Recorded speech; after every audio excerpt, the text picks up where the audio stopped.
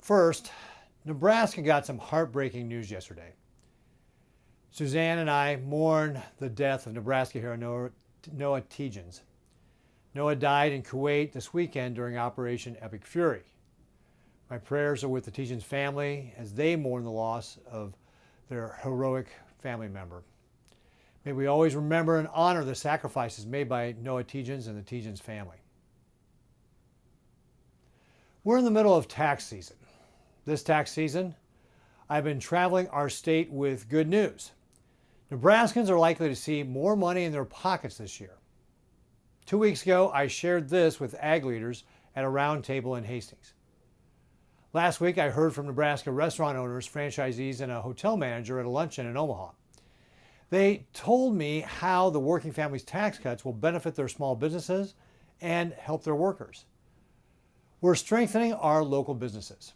We're giving hardworking Nebraskans back more of their hard-earned money. Nebraska is the best place in the world to live, work, and raise a family.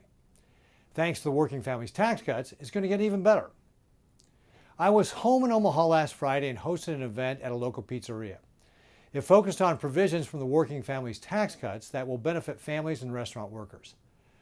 We are strengthening the good life with no tax on tips and no tax on overtime. We're providing tax cuts for families and incentives for businesses to invest in their workers. I was happy to share this good news with the people who will benefit from it the most. The Working Families Tax Cuts also removes taxes on tips up to $25,000 a year. Tips are earned, not given. These savings will bring meaningful relief to hardworking servers, bartenders, and workers who depend on gratuities at that establishment and countless others across the state.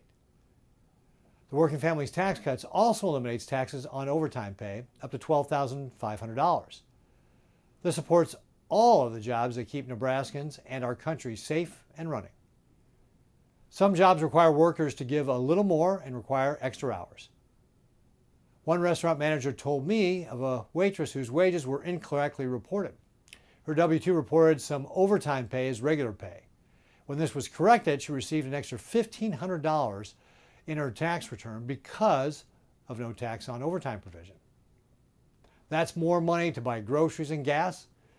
That's a monthly house payment. That's meaningful. The Working Families Tax Cuts also benefits restaurants and small businesses. It encourages them to invest in their workers. Thanks to full immediate expensing on capital equipment, years of deferred maintenance is now affordable for mom and pop businesses.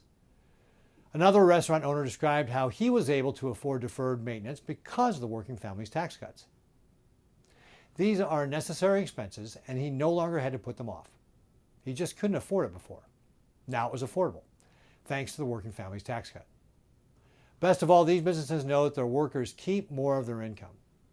Bureaucratic government will take less from hardworking Nebraskans, keeping more money in our communities.